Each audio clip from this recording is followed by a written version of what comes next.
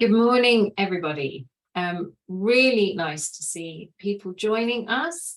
Welcome to this 6th online seminar in a series of seminars on digitally literate leadership, which is part of the National Lottery Heritage Fund's Digital Skills for Heritage initiative. So thank you to them for their support for this. I'm Anne Kennedy. I'm the Partnerships Director at Culture 24, and I'm hosting today's session.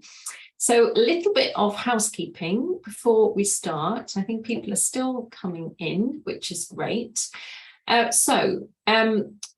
are, if you would like to turn the subtitles on, the live transcript, you should find a button at the bottom of your screen to do so.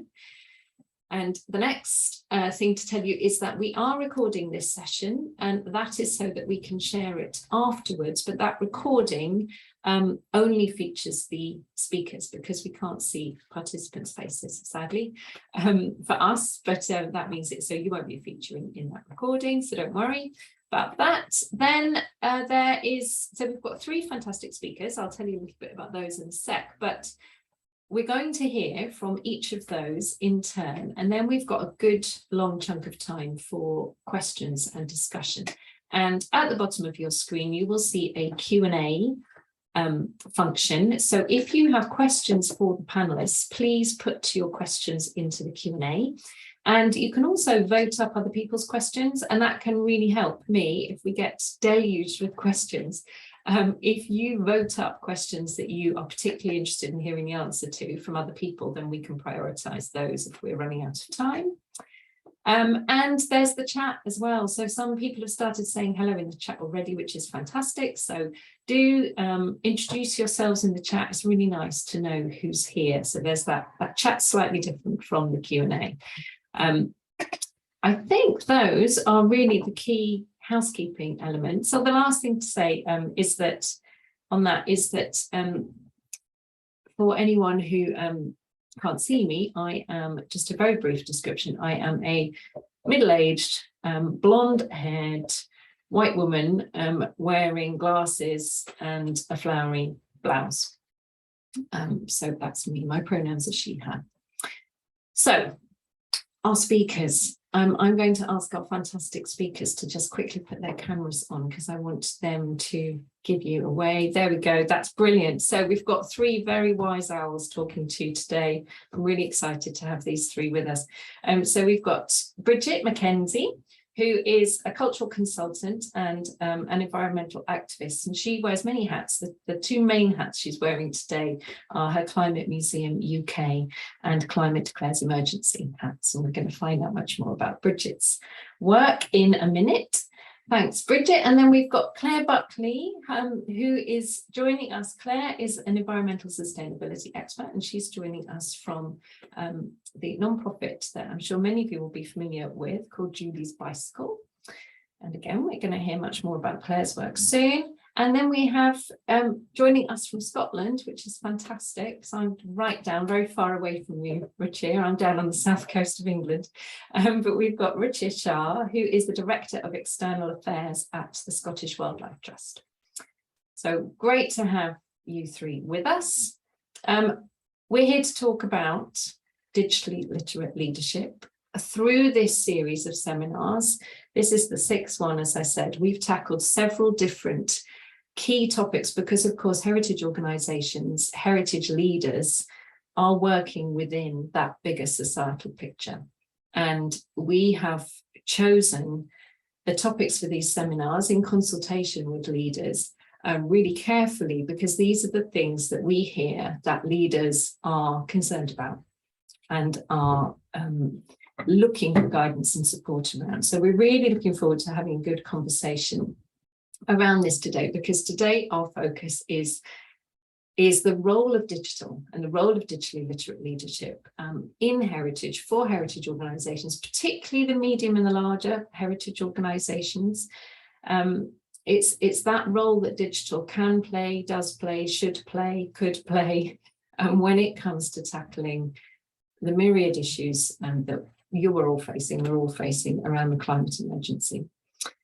So without further ado, I'm going to just stop talking. I'm going to hand over to Bridget, who is our first speaker. Hello, thank you, Amra. So I'll just describe myself. I'm she, her, and I'm wearing blue and red. I've got short brown hair, glasses and headphones. And I'm speaking to you today from Norfolk, from Norwich, where I live. I'm going to start sharing my screen, and just realized done that classic thing of going through my slides and not being at the start, but here I am. So I'm going to talk about digital culture leadership in the Earth crisis from the point of view of my work in Climate Museum UK. Some of the key themes I'll cover are how we're a part of a movement for regenerative culture, and we invite you to be part of that too. I'll talk a bit about why I use the term Earth crisis and not climate crisis. A really key point is that leadership within this wide sphere of conservation, museums or heritage, has to be about the conservation of life on Earth. I'll make some points by drawing on some examples on how we have to leverage change where it will make the most difference.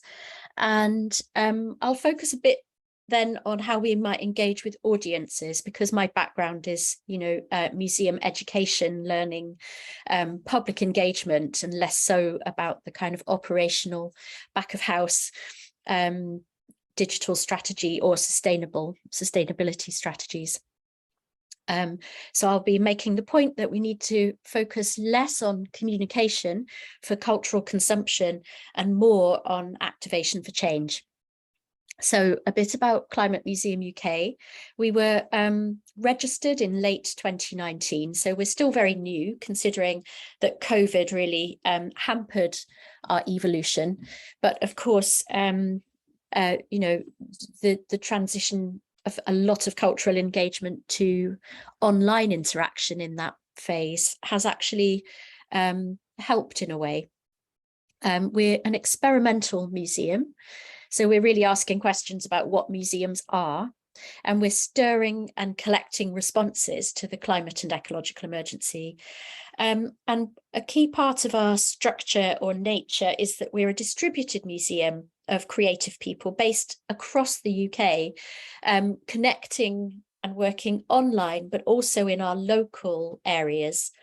We're in clusters of areas, in particular in Norfolk and in London, but we'd really want to spread further afield. And we produce and gather art objects, ideas, games and books, and then we use them to activate people. And we also do a lot of activation online. And these help people to play, make, think and talk about the Earth crisis and to open their imaginations to possible futures. So a big part of what we do as well is advocacy. So we're advocating for a kind of emergency response, for culture to actually face this emergency and shift their missions. And we're very active as a group of people in Culture Declares. So I'm a co-founder. Victoria Burns is the national coordinator of Culture Declares. So we have a lot of overlap between our two organisations. So Climate Museum UK is a CIC platform for people to raise funds and do work, whereas Culture Declares is a movement. It's a collective of people who are creating local hubs and communities as well to kind of hold each other to account. And I've developed a framework called Culture Takes Action, which is used to collect stories of how culture can contribute, how it can help create a safe and just space for humanity within the limits of the planetary boundaries. And I've come up with these 8 pathways. I won't go through them now, but you can find a toolkit online on culturedeclares.org. And we run training sessions in this as well. So moving on to the question about why I'm talking about an earth crisis and not using the term climate crisis.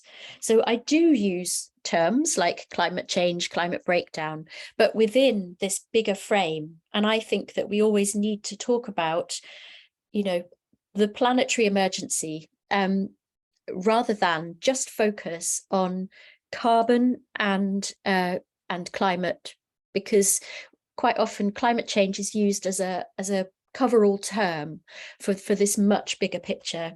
And the result of that is that we often forget or ignore the justice issues about, for example, the loss of land rights with the change of use of land, for example, with the deforestation that is being used for animal agriculture.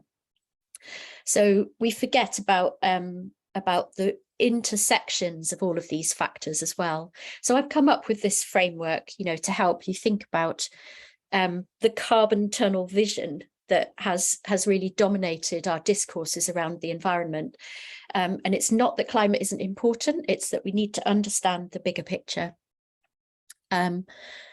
So yes, moving on to thinking about digital literacy and digitally literate leadership.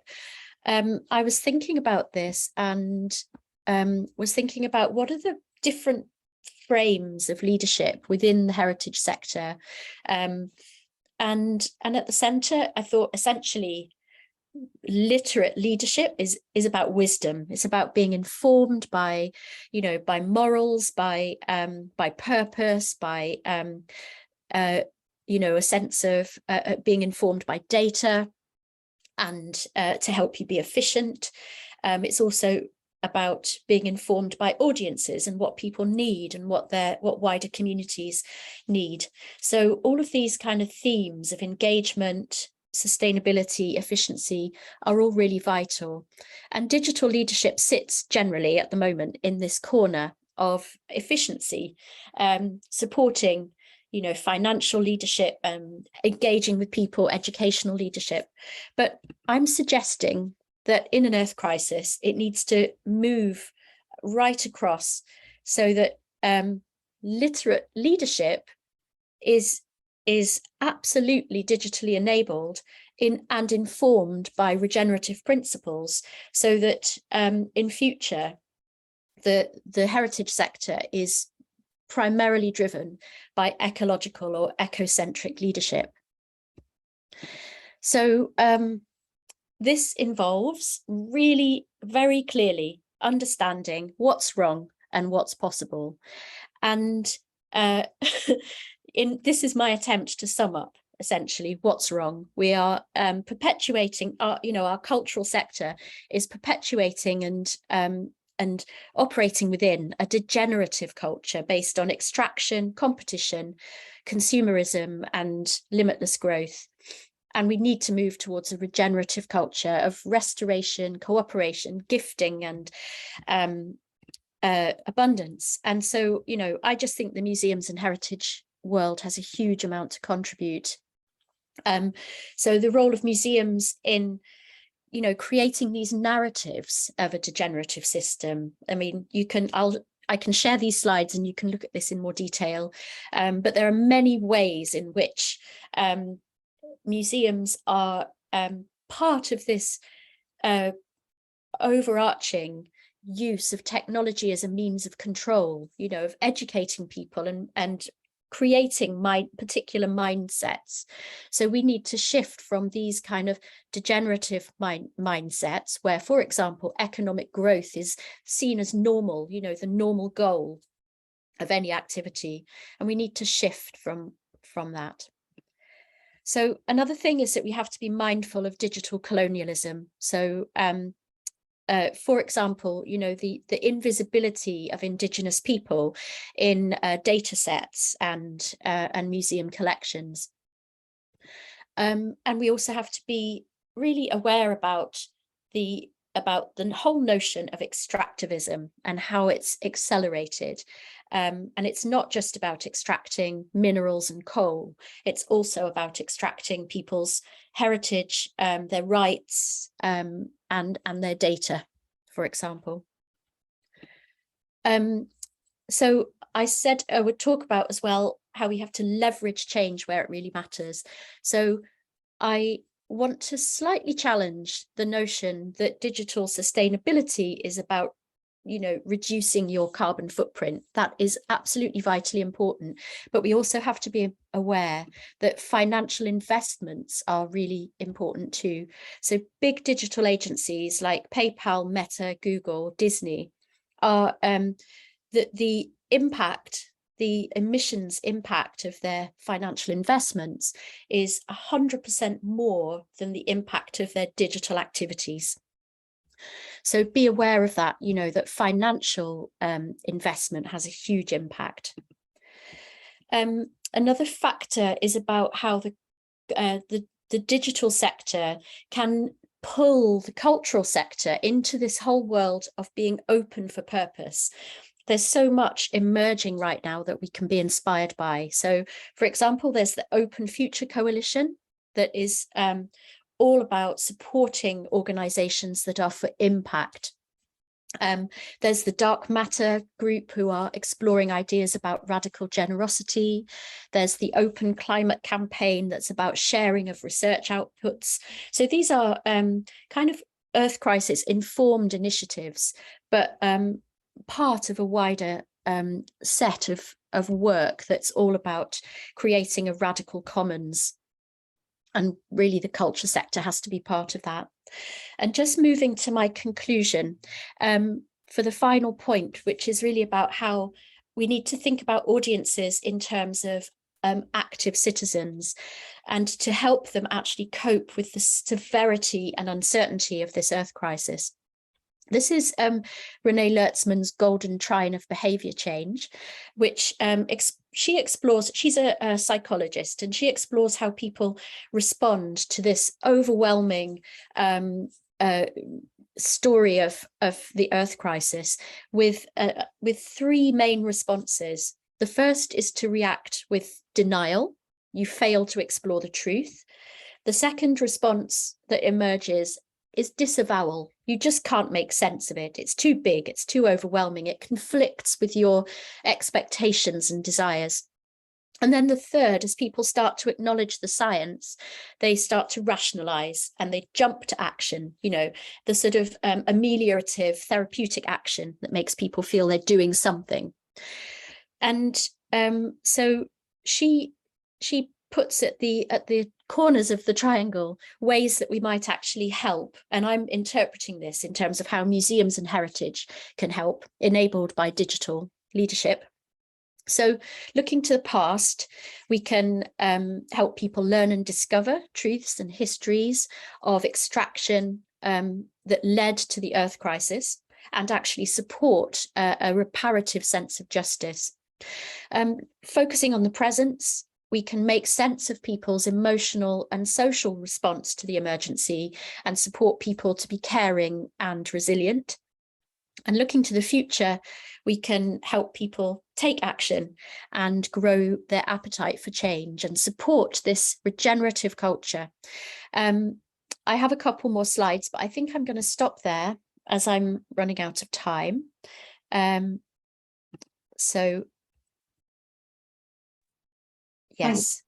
Thank you so much, Bridget. And we have got time absolutely to unpick some of those. There are so many challenging and fascinating scene setting, kind of really fundamental notions there that we need to be thinking about. So please do remember to use the Q&A if you've got any questions, any aspects of that you'd like to explore more when we get to the discussion part. And now, Claire, I'm going to hand over to you. Thank you, Anra, and thanks to Culture24 for inviting me to be part of this session today. My name is Claire Buckley, and I work for Julie's Bicycle. My pronouns are she, her, and I am a middle-aged white Irish woman speaking to you from London, and I'm wearing a green top. So I am going to talk about the role of digital in meeting environmental goals and tackling the climate and nature crisis. And I'm going to bring in the experience and insights of my work and the work of Julie's Bicycle. For those of you who don't know Julie's Bicycle, we are a charity and we support environmental and climate action within the cultural and creative sector. We have three key objectives: supporting culture to become net zero and to restore nature, inspiring public action on climate and ecology, and championing environmental justice and fairness. I'm going to focus on two key strands within this presentation. I'm going to look at digital for environmental goods and environmentally good digital. I think to start with, it's really important to bear in mind that digital is a means to an end, and it is not an end in itself. We can use it for environmental good, and we have, I'm seeing this happen increasingly, and I've got some nice examples to share. We need to do much more about understanding the environmental impacts of digital also. So, for the first key point on digital for environmental good, there is a lot of good things which digital can help us to do. It can, in some cases, help to reduce or avoid impacts. It is really great in helping to build understanding and inform action. And it can be an amazing tool to support awareness raising, engagement, and collaboration. A couple of examples of how digital can and is helping to avoid or reduce impacts, which I'm sure all of you are familiar with. So from virtual meetings and virtual couriers, which do avoid travel impacts, digital publications, which have a lower impact than print publications. Another great example is how we can use digital through smart meters and digital energy monitoring systems to help us manage and reduce energy use. On the travel point, you know, it's something we say very often, you know, virtual meetings have much lower impact than in-person meetings if traveling is involved. We say this, we don't often see the information which backs that up, but I will say that we do have this evidence, and that the impact in particular of virtual meetings is very minimal compared with in-person meetings, in particular where any kind of flying is involved for the travel. This example here is from the Canadian National Arts Centre, and they looked at an event called Green Rooms, and they looked at 3 different scenarios: a traditional single location event with long haul travel. They looked at the online gathering with video conference and streaming, and they looked at a distributed hub model of events programmed across different sites with the aim of minimizing long haul travel. They did the full online version, and they calculated that it basically was by far the best thing to do environmentally and had 99% less emissions. And they share all the calculations and conclusions which they made on their website as well.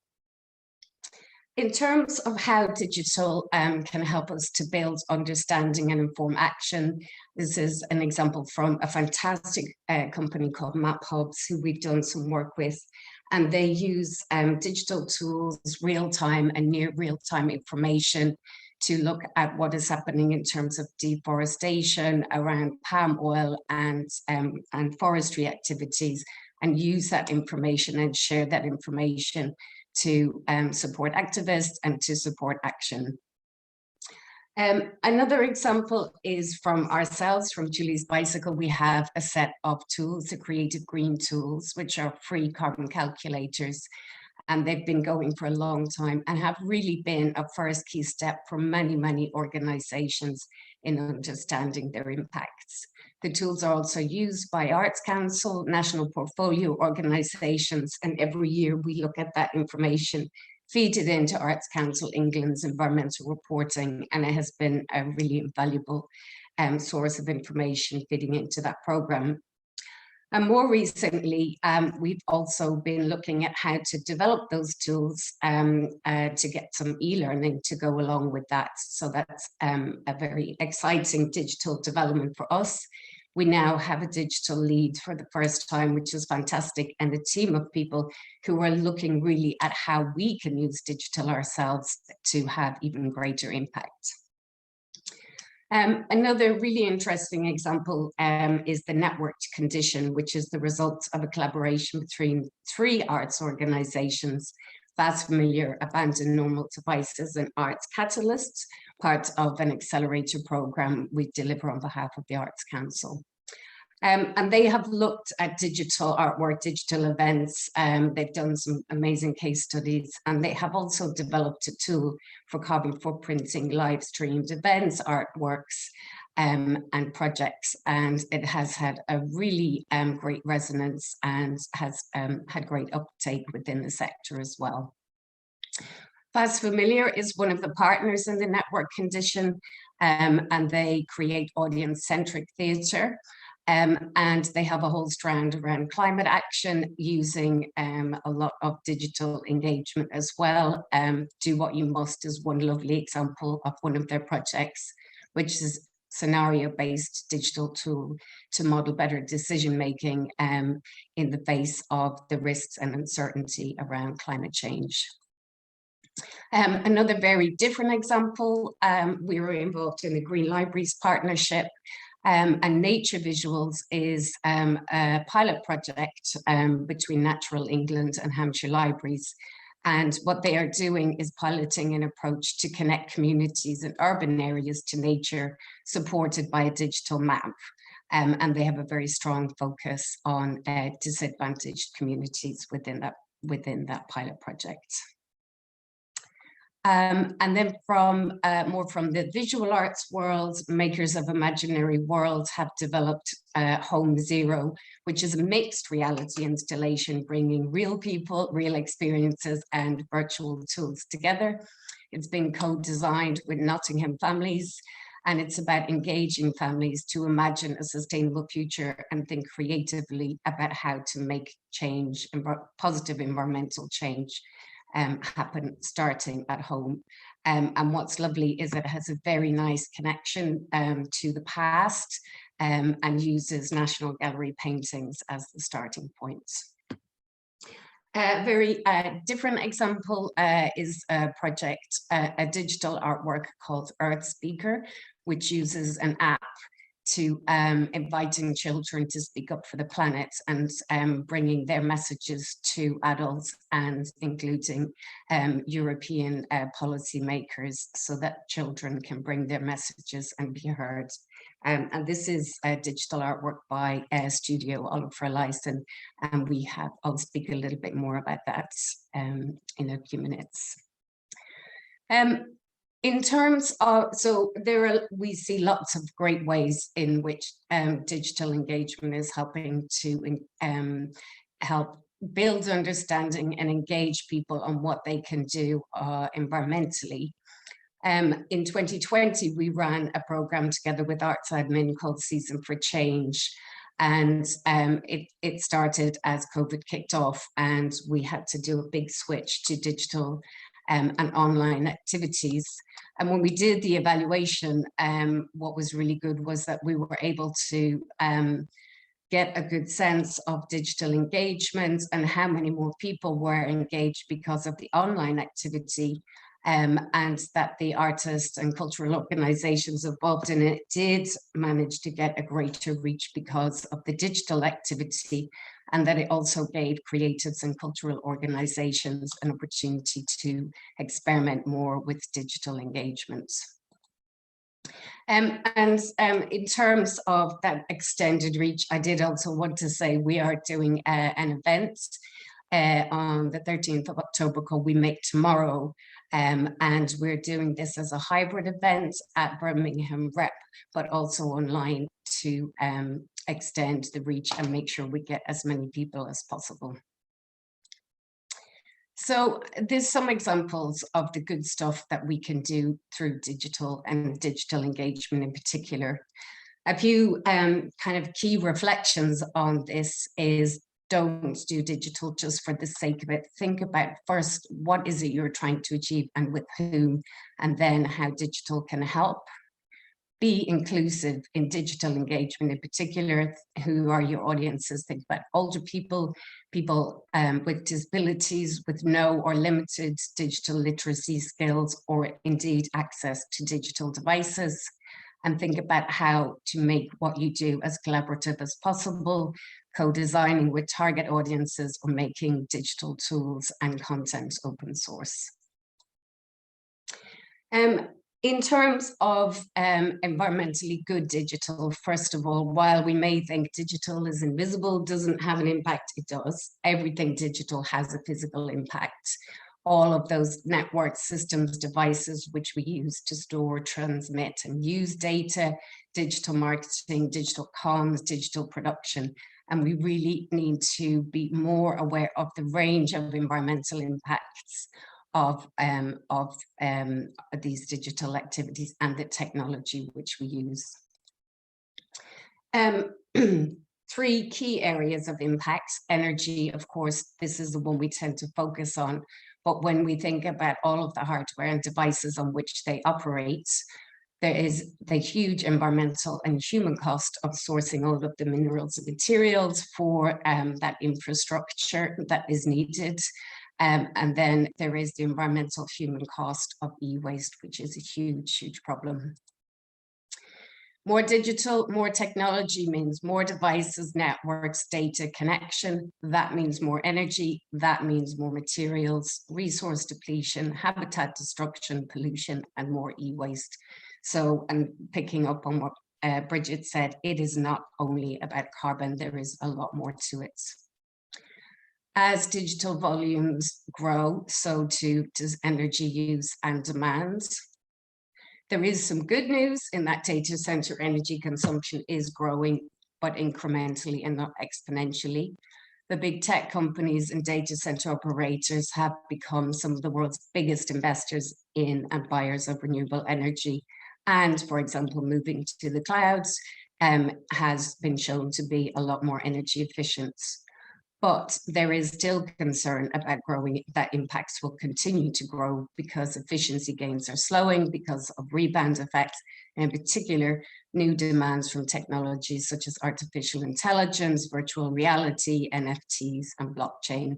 So, and this is something which is becoming really increasingly used within the cultural and heritage worlds. Electronic devices are among the most resource-intensive products per weight on the planet. They contain rare earth materials, metals, plastic, and glass. So it is important also to think about the devices on which digital runs. Mining for those minerals and metals, such as gold and cobalt, is very water-intensive. It causes deforestation, land degradation, and leaves behind toxic wastewater and soil. And some of the minerals which are mined in conditions of armed conflict, human rights abuses, and miners often work in unsafe conditions for unfair wages. E-waste is a massive problem. The World Economic Forum has estimated that there were 50 million tons of e-waste in 2018, and 20% of that was dealt with responsibly. So also something really important to bear in mind. I'm just going to speak briefly of a few examples of projects that we have worked on. Earth Speaker, the app, digital artwork I mentioned from Studio Oliver Lyson.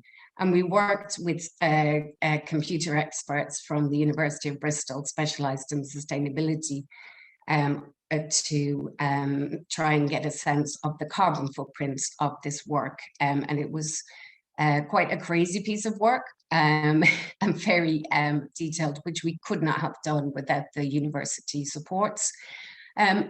Basically, while the overall footprint calculated 29 tons is not a massive one, but it was really useful in understanding a few key things. It showed us, while it was essentially a digital project, the physical impact was still bigger than the digital, and it helped us and it helped the studio to understand a few key things which they need to bear in mind going forward. And two key things which I would point out is when you are doing digital projects or digital engagements, ask and build in environmental questions from the very start. Ask the tech companies, the service providers for more and better reporting. They are not doing well enough on this, and build energy efficiency into the design of whatever the digital activity it is. We also worked last year with Arts Council England to help them better understand their impacts and develop a new set of environmental commitments and actions. One of the areas of focus was digital and technology. It helped them to get a good baseline understanding of where they were at and identify a few key issues. They have identified technology as one of their 6 priority areas going forward, focusing on engaging with key technology and digital service providers. They need to start with better understanding and focus on action. And they've identified a few key actions, and all of this information they have made publicly available. So they're looking at engaging with key digital service providers to better understand their impacts, establishing better processes around ICT equipment and what happens to it at the end of their life, better understanding energy use for the technology that they have, looking at their website and what they can do about that, looking at digital publications and how to have better practice on that, and raising staff awareness on digital and technology impacts and what staff can do.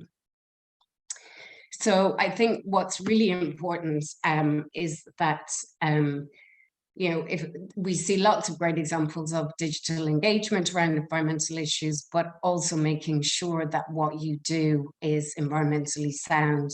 And back to Fast Familiar, who I mentioned earlier, who's involved in the network condition and has its own strand of climate action artwork, but they're also looking at their own digital impacts, and some examples here and of information they've shared about their experience in doing that.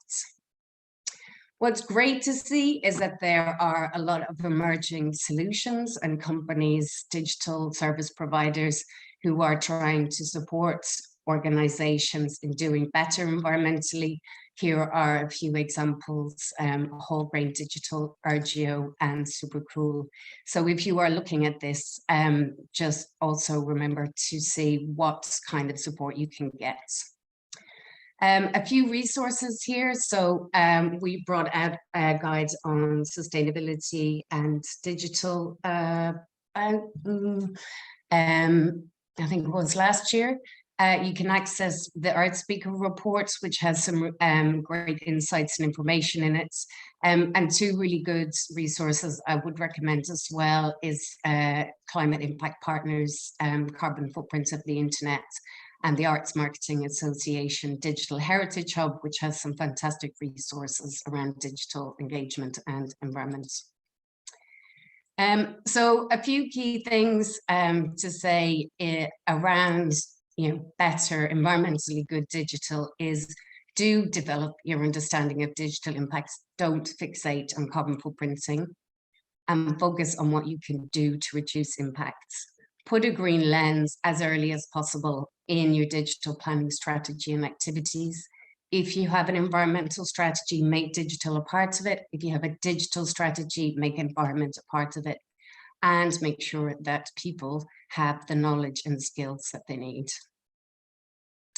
So just to conclude, I think what's really important is we can do a lot of environmental goods digitally, but digital for environmental good must go hand in hand with environmentally good digital. Thank you. Claire, thank you so much. So many examples in there. I'm going to put some of the links in the chat now, but rather than inundate people with links, we will also be following up after this with links and sharing slides as well, if we can do that. So that's really useful, and really nice to see as well, a shout out, just to say quickly, for the Digital Heritage Hub, which is part of this same programme funded by the National Lottery Heritage Fund, the Digital Skills for Heritage programme, of which this is one aspect. So, Ruchir, are you ready? You look as if you're ready. Thanks very much. Hand over to you, thanks. Great, thank you. So my name is Rajya Shah. I am the Director of External Affairs with the Scottish Wildlife Trust, which is, I would say, Scotland's leading conservation charity. We work Scotland-wide. We've been taking a very keen interest in digital transformation over the last few years, and I'll say a bit more about that in a second. But just as with the others, just to say that I would describe myself as dark-skinned, with a beard, wearing a jumper, and you can refer to me as his, him, and he. So hopefully that gives you a bit of background to myself. And just to say that I guess over the last 3 years, I've entered into the environmental sector.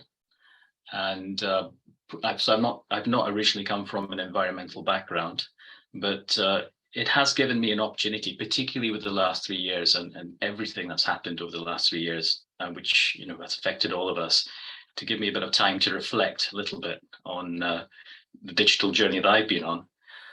And it kind of made me realize that it's not so much just a digital journey, but it's also one of the things I've been reflecting on is how this has been an emotional journey as well. Learning and engaging with the digital context we're in is an emotional experience. It's a roller coaster. And I'd like to say a few words about that to begin with. My presentation will be about the emotional journey. And I would then like to just say a few things that I think certainly have helped me in ways in which have helped me tackle my emotional journey around digital and helped me to kind of cope with it a bit more positively, I'd suppose. So in terms of the emotional journey, the pace of change in digital is exciting, of course, but it's also so overwhelming. I think we've all experienced that. There is just so much technobabble out there, and acronyms and advances all happening so rapidly, and the speed at which these changes are taking place in the digital sphere is ever increasing. It's not slowing down. It's on an upward spiral. And that, of course, creates a huge amount of anxiety for all of us. And that adds to the anxiety that we're already facing with the nature loss crisis and the climate emergency. And I also would like to put a shout out to Bridget. She mentioned that, you know, that is more than just carbon. Climate there's climate justice involved and a much wider way of looking at this, all of which adds to our feeling of being overwhelmed. And then the pandemic, the wars going on, the cost of living context, all of these have just added to sharpen our anxiety with the pace of change with technology.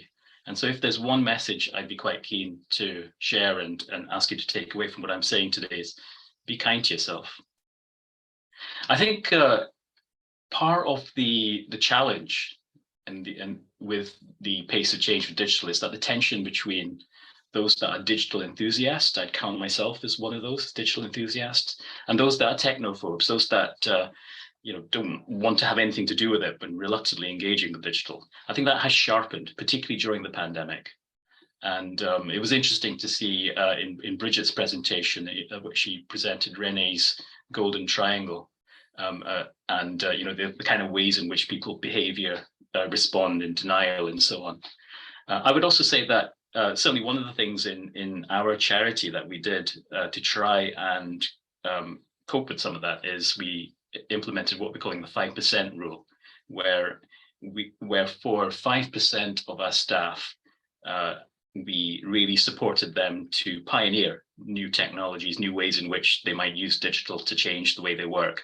And for the other 95%, we supported them more to kind of like adapt more gradually to learn the essentials, not to try and get too overwhelmed, and thereby trying to support both the digital enthusiasts and those that might have a little bit more reluctance to engaging with the changes of digital, and try and address the tension that way. But it is a tension, and it is not an easy one to handle.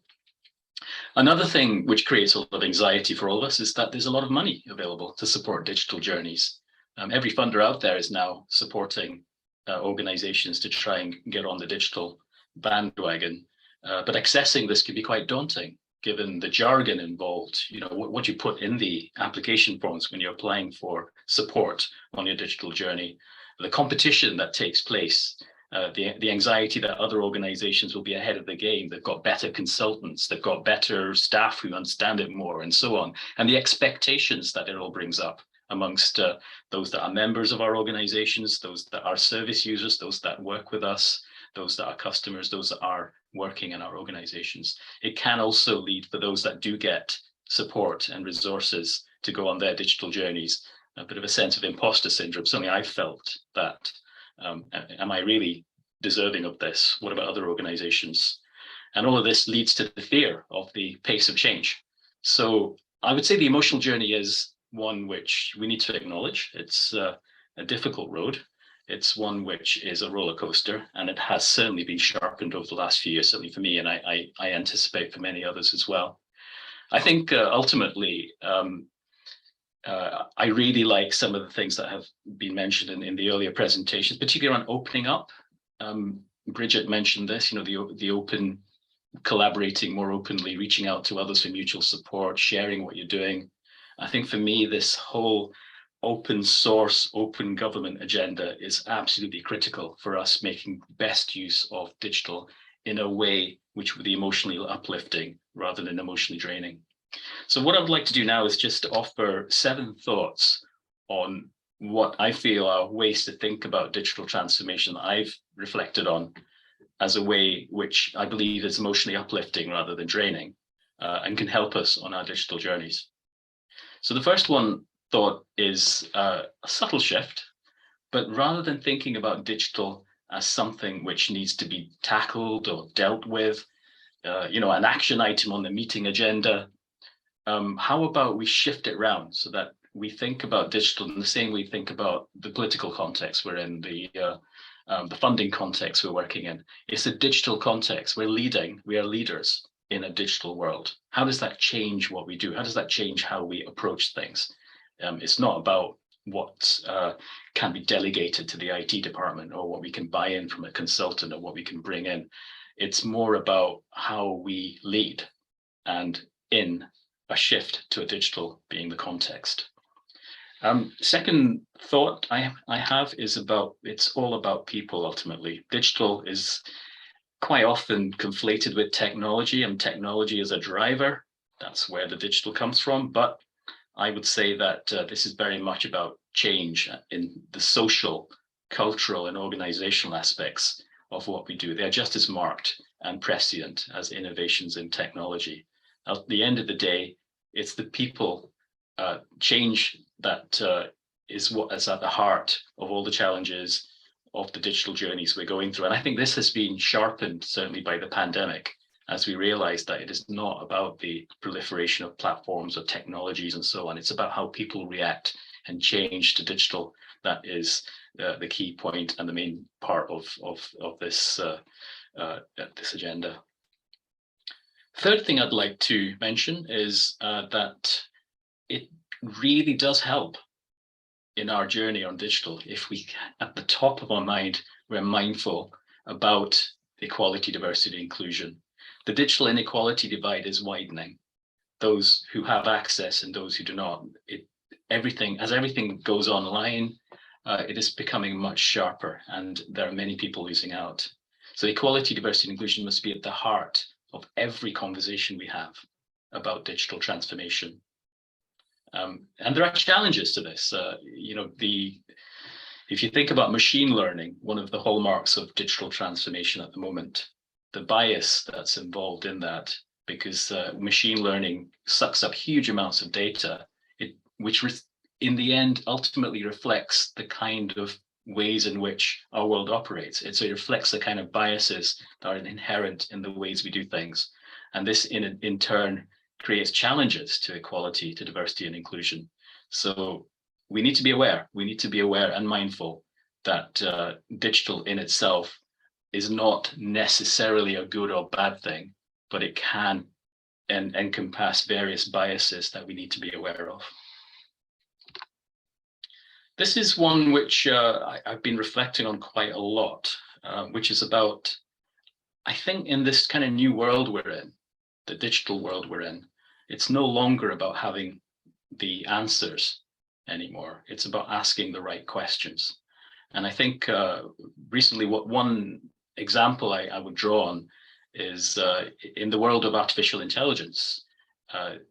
Over the last 2 or 3 months, a number of new technologies based on deep learning approaches and machine learning approaches have been taking the online social media by storm. I mean, some of this is about artificial intelligence, the ways in which it can now create imagery based on text inputs. You know, there are platforms called Midjourney, Stable Diffusion, and DALL-E.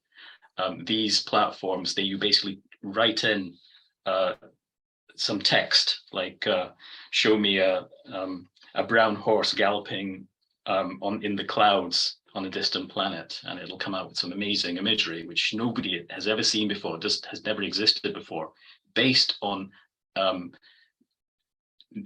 technologies, including neural networks and so on, which have created something completely new. And but at the end of the day, the way in which people engage with these kind of technologies is not so much about knowing what the answer is going to be. You can never predict what it's going to be, but knowing what the right questions are that you ask. I think if you ask the right questions, that is the key. That's the trick, in my view, and what I've seen in unlocking the power of digital. It's key that I think you really don't need to always know how things work as a leader. You don't need to know exactly the underlying technology, but you need to have a strategic understanding of what can be achieved by different implementations of digital. That, I think, is what enables us to lead in the digital world. With so much information at our fingertips, you know, we can just Google anything. Even now, I'm sitting here. I could, if somebody asked me a really tough question, I might look away from the screen for a second, just quickly type something without everybody noticing and Google it and maybe provide the answer. It's not about the information, it's the ability to filter and process information that is now much more important than having information. But that has a flip side as well. If it's no longer about owning information or being the gatekeepers of information, then it becomes then what is to stop us from open sourcing everything we do? And this is something which I'm really delighted to see that the National Lottery Heritage Fund, which is, you know, we're part of the NLHF funded family, as is Culture 24 and others, have been quite strong on the open source approach. I think open sourcing, sharing the learning, collaborating, focus on collaborating with others, not competing. I think that really is one of the hallmarks of a much fresher, more positive approach to digital transformation.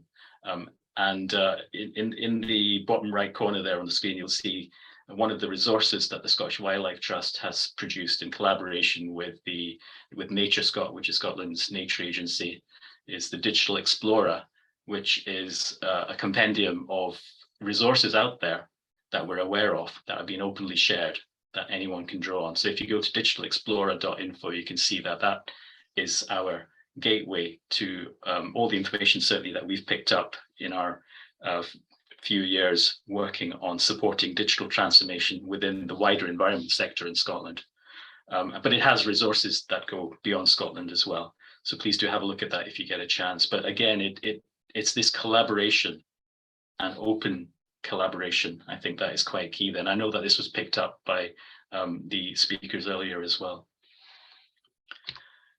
Digital ecological footprint is another thing that I think is worth reflecting on. If we get this right, if we make peace with the way in which we are tackling and engaging with digital by fully understanding and working with this ecological footprint, I think that is also helpful in the anxiety that we face in dealing with digital transformation, particularly in a climate emergency and a nature loss crisis.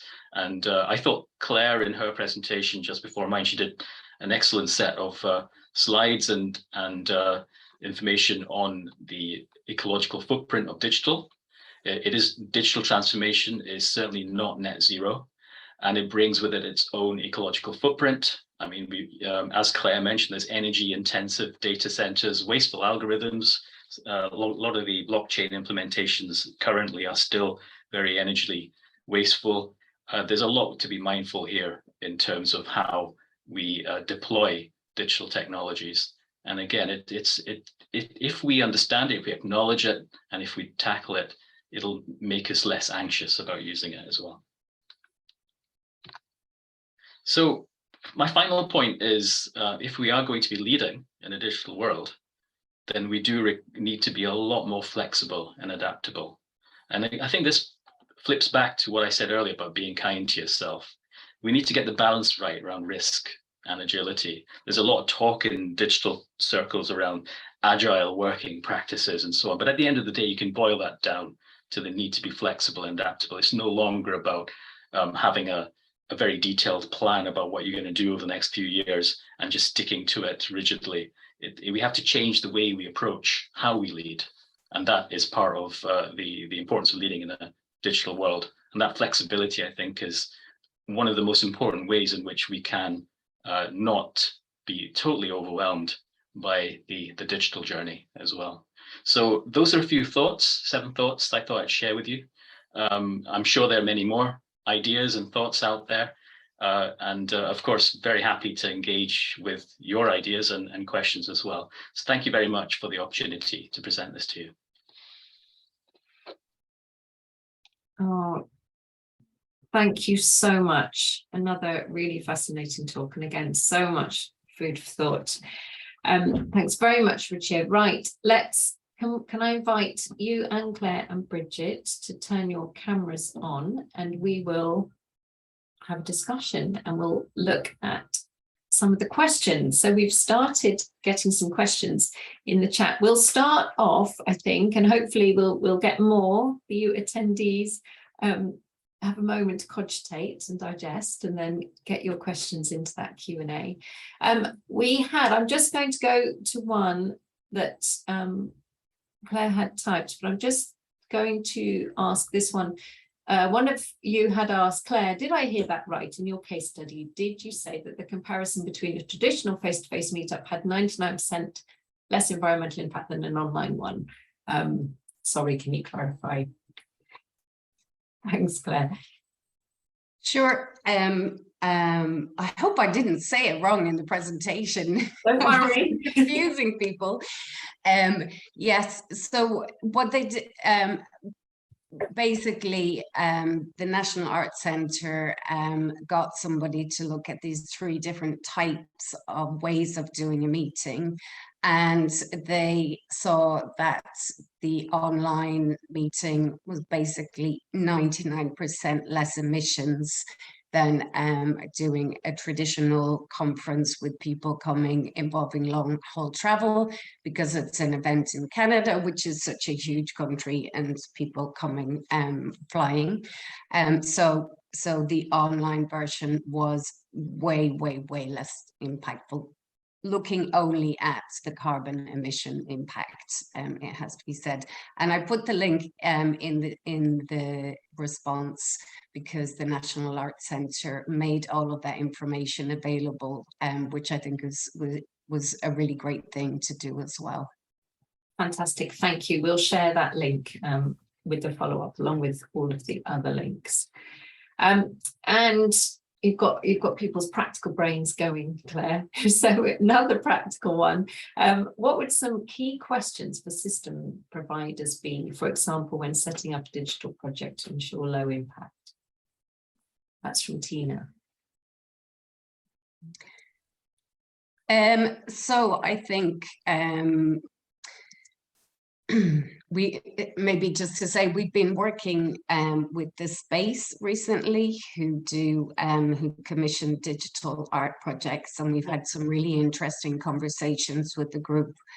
And first and foremost, they're looking at a whole range of digital artworks, And really fantastically, nearly every single project has an environmental focus. It's about engaging people environmentally. So that was really interesting to see. And then we had some discussion about, you know, what they should be thinking about, and what to, you know, what to ask of service providers. And honestly, I think the first key thing is to ask what are their own environmental commitments. And you'll be able to get a sense, hopefully, easily enough, if they don't know how to respond or spend ages going, I'm not sure, I'll put you in contact with somebody, or if they just give you like a standard few like tick box approaches. But ask what their commitments are, ask what they can do to help you understand and take action to reduce the impacts of that digital project, and ask them if they can, you know, also help to look at to help with some monitoring and evaluation of that digital project as well, if especially, you know, if it has environmental engagement at the heart of it. So, and then on a more practical level, ask what they can, two things is ask about their own energy sourcing, for if it's like a cloud service or websites hosting, for example, what is their energy source, and what can they do to make the digital design lighter, because lighter will mean generally more energy efficient. So two more practical things to ask. Brilliant, thank you. Did Bridget or Ruchir, did you want to jump in on that one? Any thoughts? I think Claire's covered that beautifully. Thank you, Claire. Right, we're still on questions. The next one, it's questions, but from a different angle. So this participant has asked so much to think about, so much to learn and change about the way we do things as leaders, that it can often feel a bit overwhelming, as Ruchir said. Where should we start? So if it is about, as Ruchir said, asking the right questions, can the speakers say what they think those top questions might be? So who wants to dive in? Bridget, you've unmuted yourself. Thank you. Yes, I will dive in. This might repeat what I said earlier, but I think maybe it sums it up. The key questions are enormous ones. They're big ones. There is also in here an emotional question, referring to what Ruchir was talking about. So how will the Earth crisis affect the continuity of our business, our work, and facing the radical uncertainty of that? You know, how can we face that? What does this crisis mean for our fundamental purpose? How does our engagement with people through digital channels contribute to shifting mindsets and behaviours to more regenerative ways? And this is the hard one. How do I, as an individual, manage if the institution isn't ready for that transformation or to really deal with those questions? And then how can I form community and collaborate to achieve truth-telling and action for justice in my own work and life, and, you know, to achieve that kind of change in the institution? So, yeah. Nothing more to say.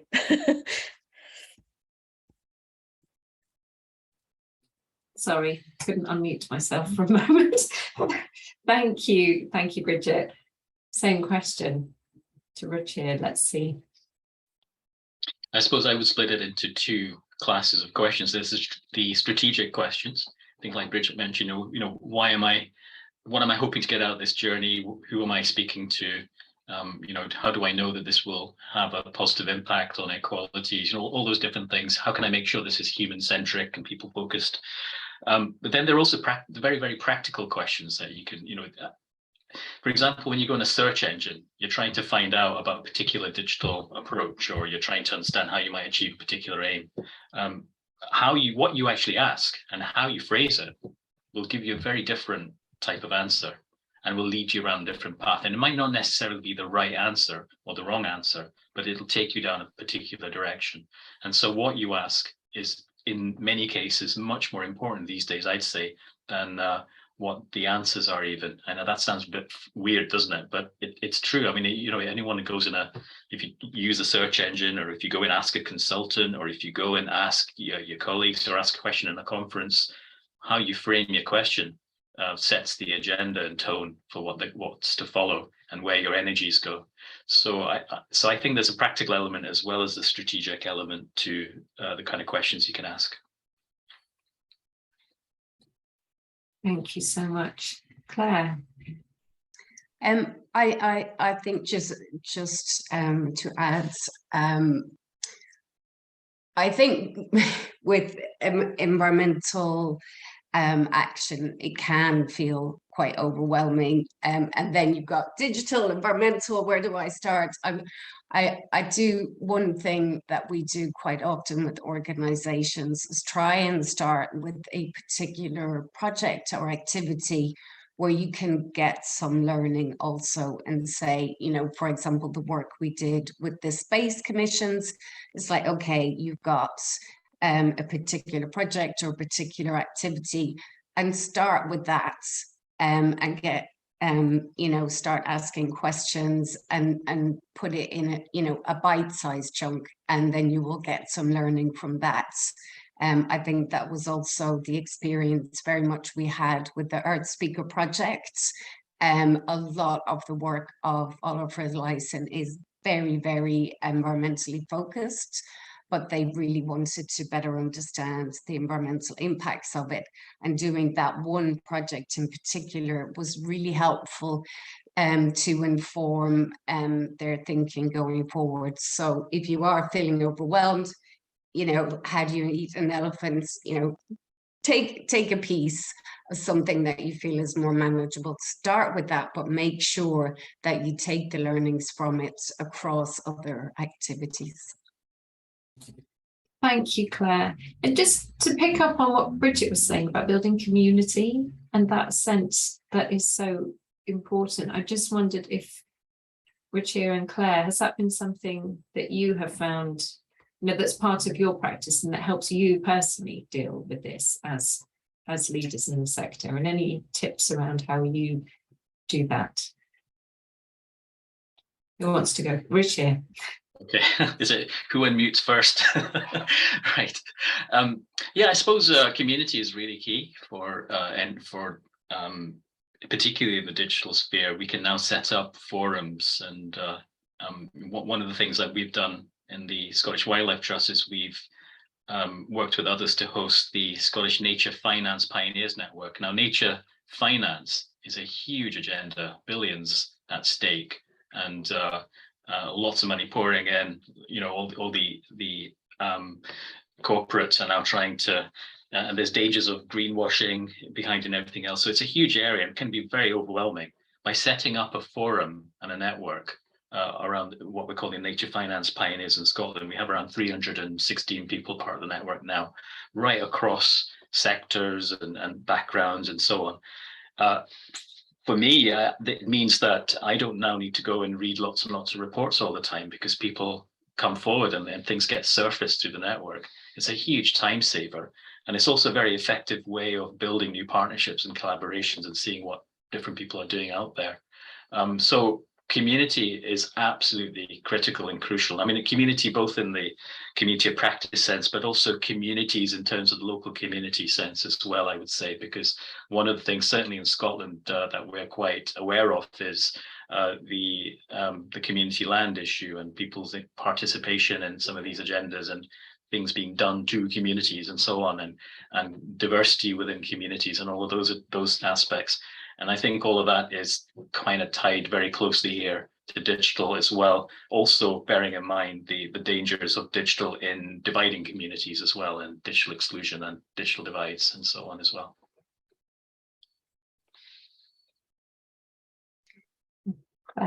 Yep. A few things to add in terms of community. I think what's been fantastic for us at Julie's Bicycle is that we've been building our community within the team because we now have a digital lead, someone who's come from the NGO world, who's worked in, you know, human rights areas, in environmental areas, and having that expertise and creating a small team around that, and for us to have someone to help us understand the issues has been wonderful. So that's like our little community within the organization.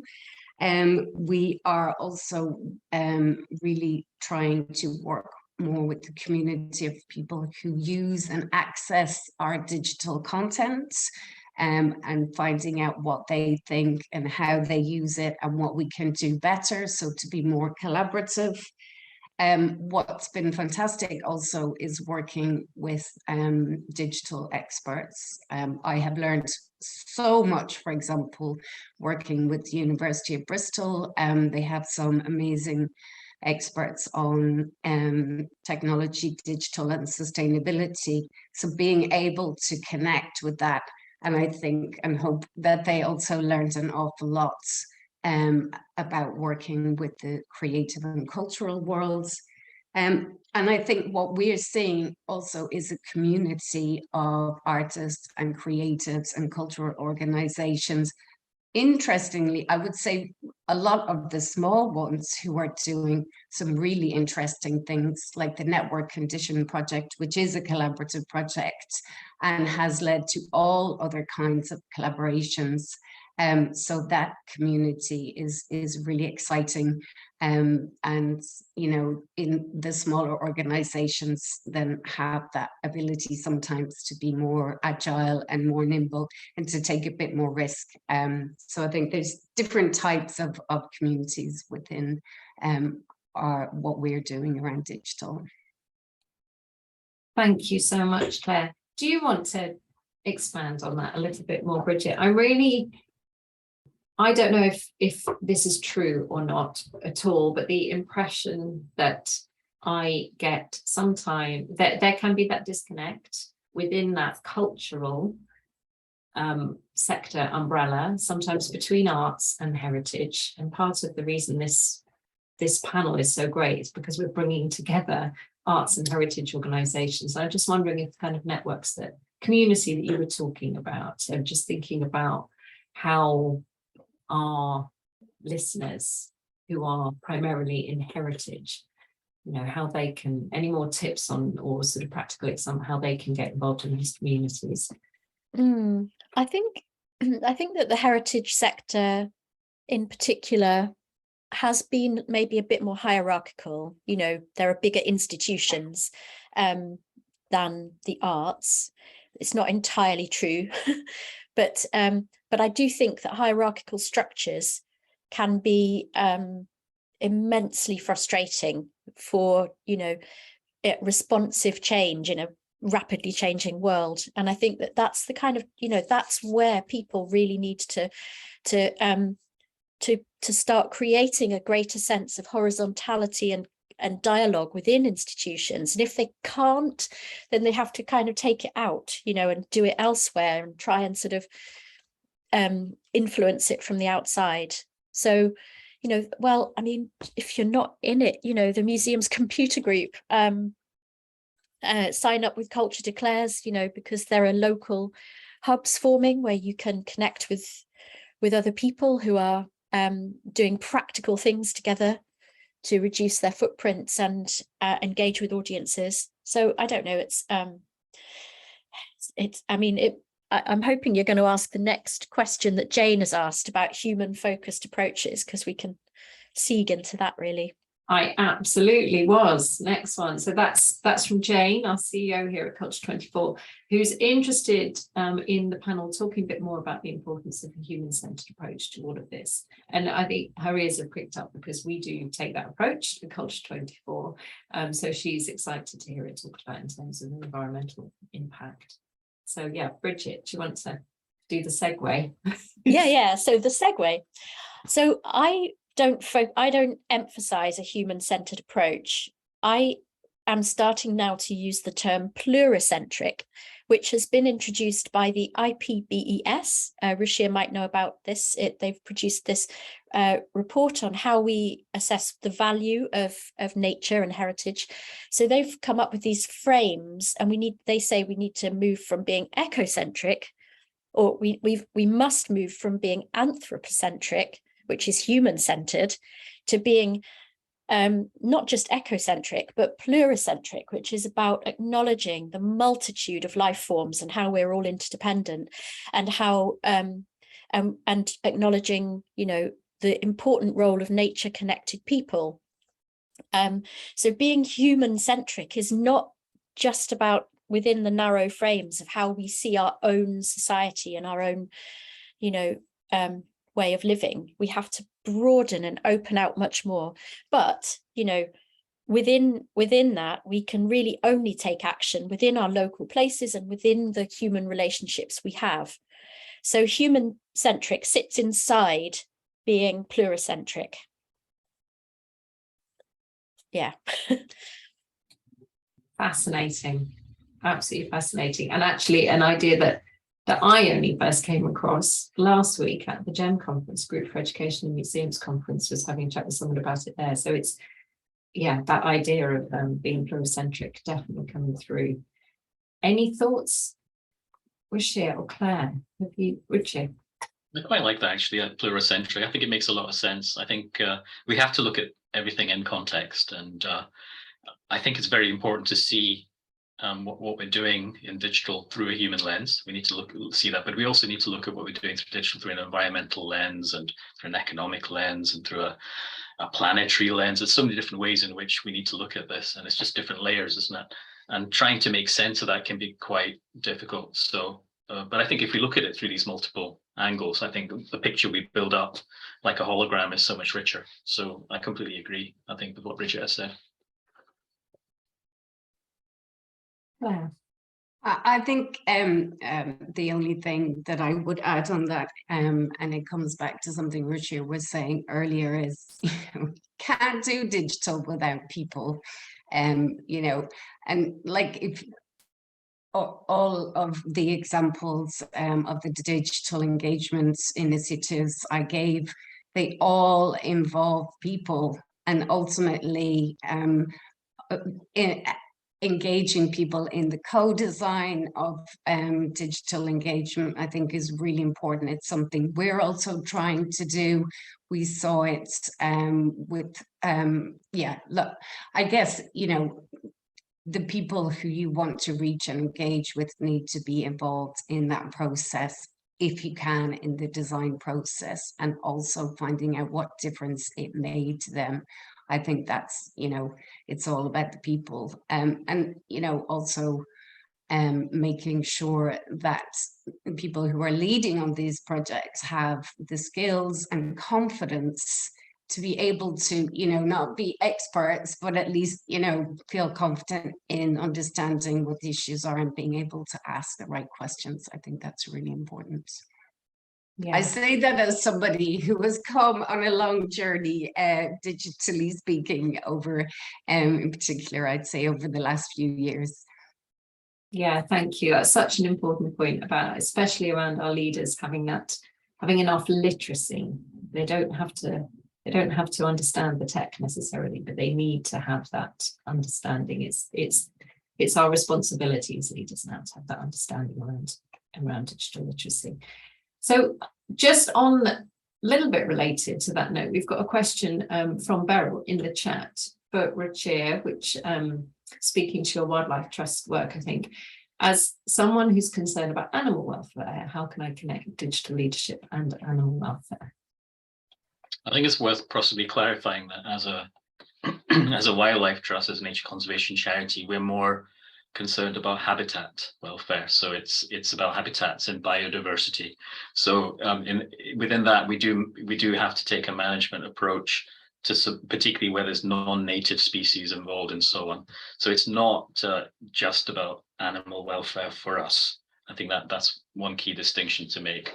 I think in terms of how you kind of connect it in with the approaches to supporting the welfare of wildlife, we have loads of examples on this, and I think it relates also to the question about the examples, what heritage organizations are doing around their environmental impact.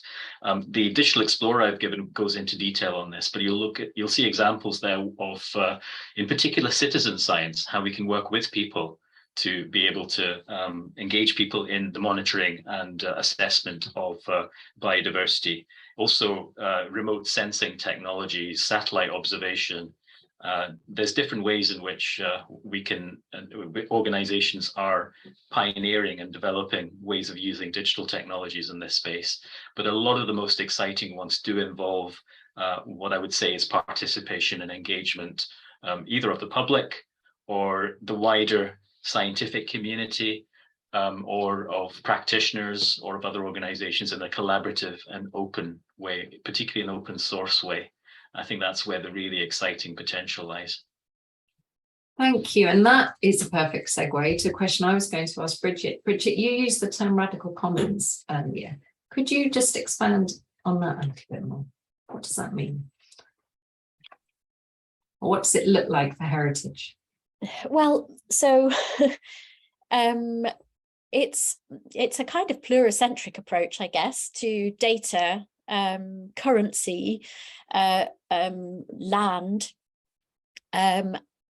intellectual property, and cultural heritage, which is enabled by digital technology that is actually about transforming society, transforming from, a degenerative to a regenerative system by being radically open, by creating commons of assets.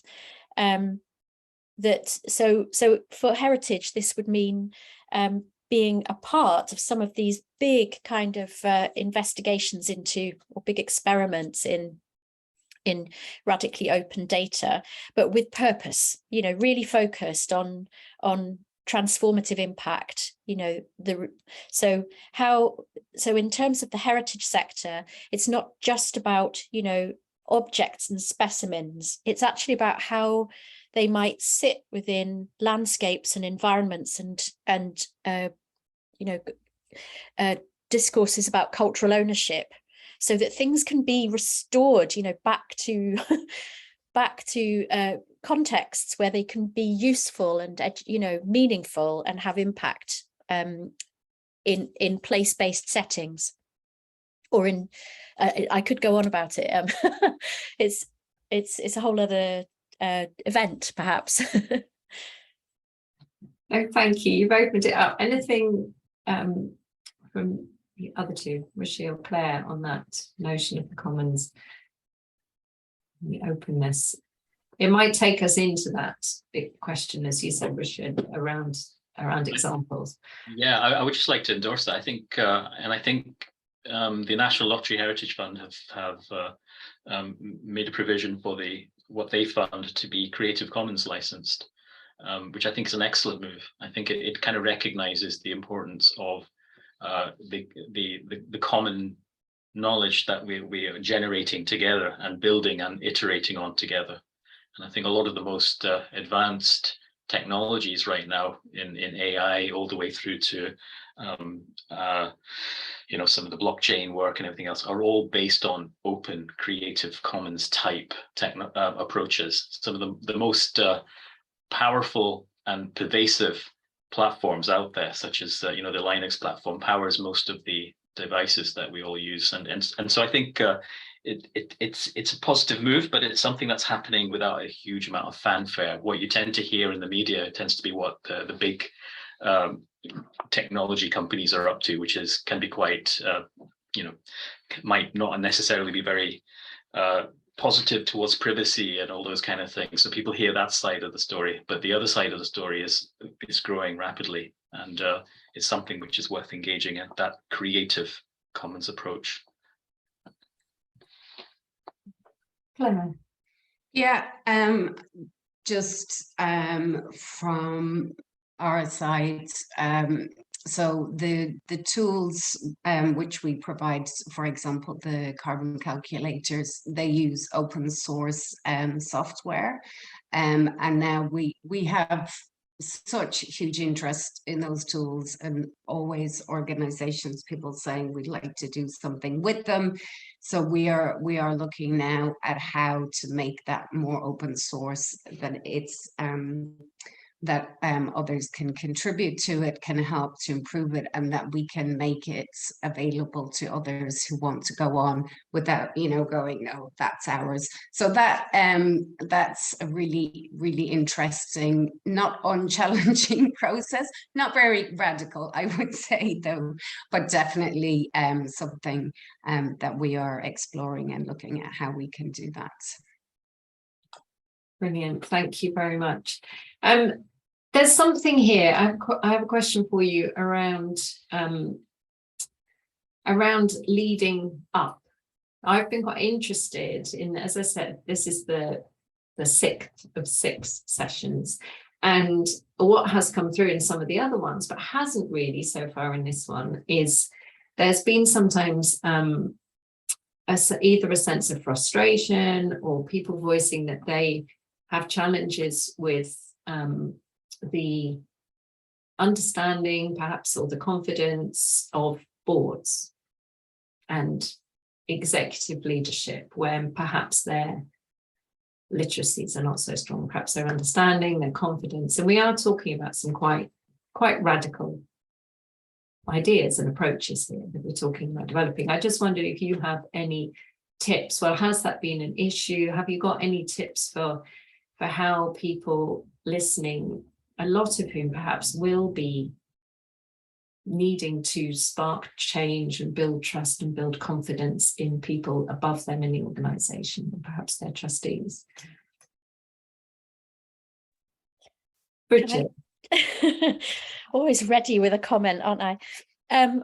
I want to point out that there's a bit of a transformation in boards in the larger institutions at the moment, especially in England, where the government is replacing board members with more extractive, more right-wing, less justice-focused people. And this is a real problem. And staff and management, I think one of the solutions is for them to be more active in their unions and to get, I'm sorry, my notifications are pinging, I just muted them. So, I think this is a really significant political issue, and we need to be more unionized. And I'm sorry, that's not really about digital leadership. It's part of the picture, though. It's an important part of the picture. Yeah. Any thoughts from Ruchir? Yeah, I mean, I suppose because of devolution, that's not quite as sharp in Scotland, maybe, as other, in some of the institutions in England.